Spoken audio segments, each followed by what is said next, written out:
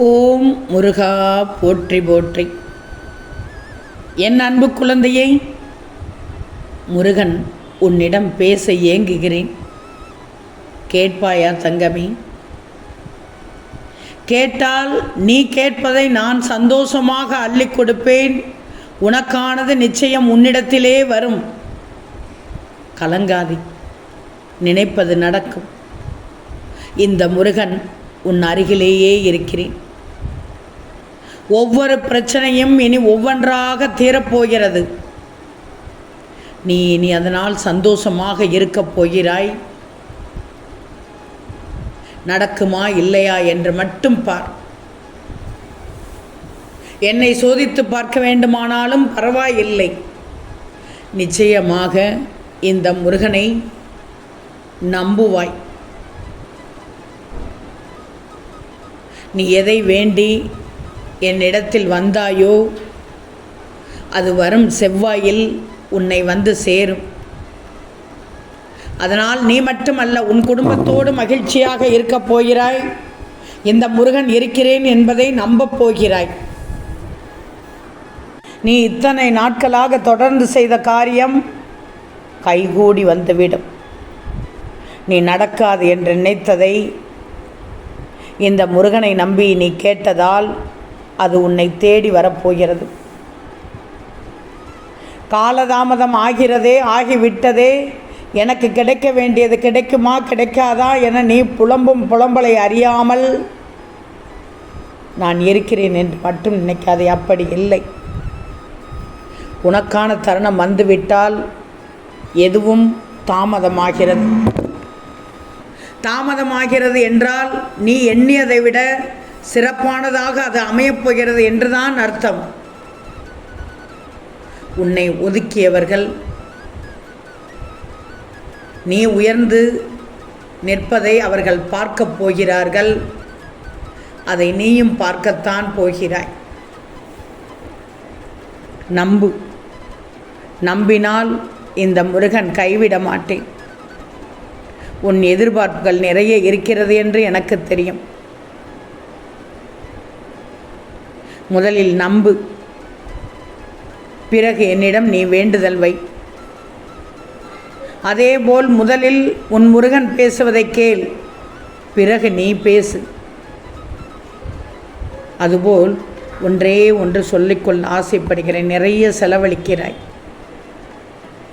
எவ்வளவு கஷ்டப்பட்டு சம்பாதிக்கிறாய் என்று உனக்கு நான் சொல்லி தெரிய வேண்டியதில்லை. சேமிப்பு போக நீ செலவு செய். ஒரு சில நேரத்தில் கைவிரிக்கும் சூழலில் மாறிவிடுகிறாய். எதையுமே முடியாது என்று விட்டு விடாதே. உன்னால் முடியும் என்று முயற்சி செய். உன் பக்கத்தில் குறை கூறுபவர்களை வச்சுக்கிடாதே. அப்படியே அவர்கள் பேசினாலும் கண்டுக்காமல் கடந்து போ. பிறர் குறை காணாமல் உன் வாழ்க்கையை நீ மகிழ்ச்சியாக வாழலாம். புரிகிறதா தங்கமே? உன் பிரார்த்தனையிலும் உன்னுடைய பொறுமைதான் நிற்கிறது. நீ எல்லாவற்றையும் மாற்றலாம். அதற்கான சக்தி உனக்கு உள்ளது. நான் தான் பார்த்து கொண்டே இருக்கிறேனே. உன்னிடம் நான் எதை பேச வந்தேன், எதை பேசுவதற்கு ஏங்குகிறேன் என்பதை இப்போதாவது புரிந்திருப்பாய். நீ என்னிடம் எதுவும் சொல்ல வேண்டாம். நீ எதற்காக விரதம் இருந்தாய் என்று கூட எனக்கு தெரியும். விரதம் இருக்கும் பிள்ளையை எப்படி நான் அறியாமல் இருப்பேன்? ஒரு விஷயத்தை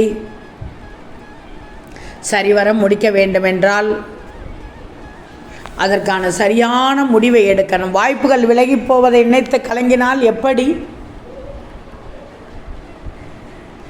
உனக்காக காத்திருக்கிறது நிறைய அருளாசிகள், என் ஆசிகள் காத்திருக்கிறது. புரிகிறதா தங்கமே?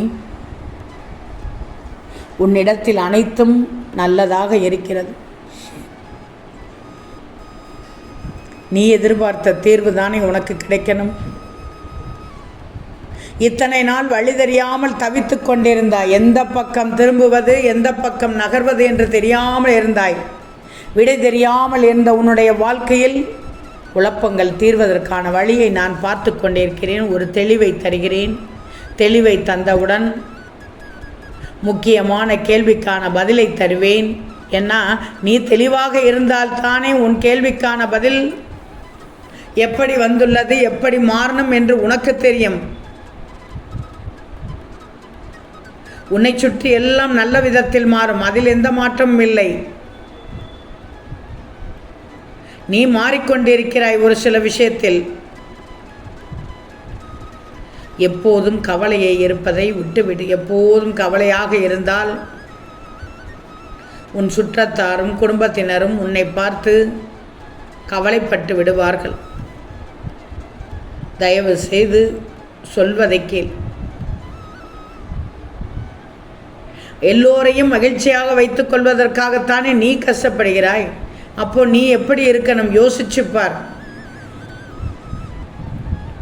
உன்னை அவமானப்படுத்தியவர்களை பார்த்து அழலாமா? அழக்கூடாது. அவர்களை நினைத்தும் அழக்கூடாது. சொல்வதை கேட்டுக்கோ.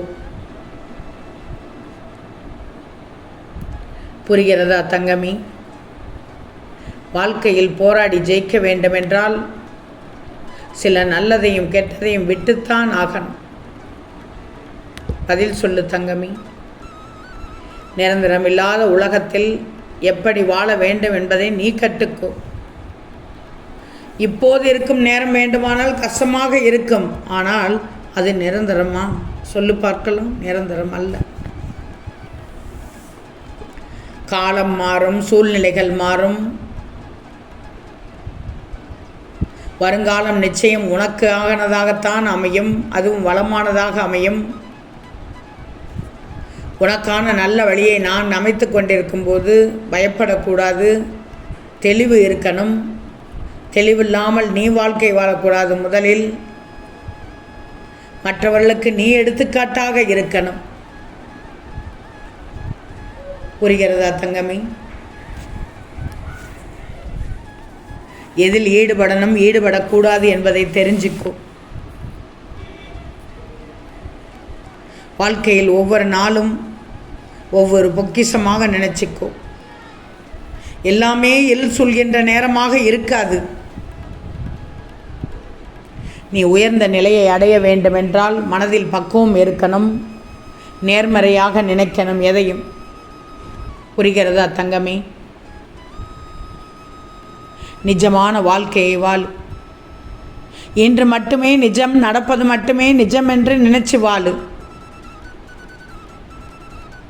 உன் முருகன் கஷ்டத்தை தருவார் என்று மட்டும் நினைக்காதே. கஷ்டத்தை தரமாட்டேன். கஷ்டத்தை தந்தாலும் அதில் ஒரு பாடத்தை கற்றுத் தருவேன். ஓம் முருகா போற்றி போற்றி.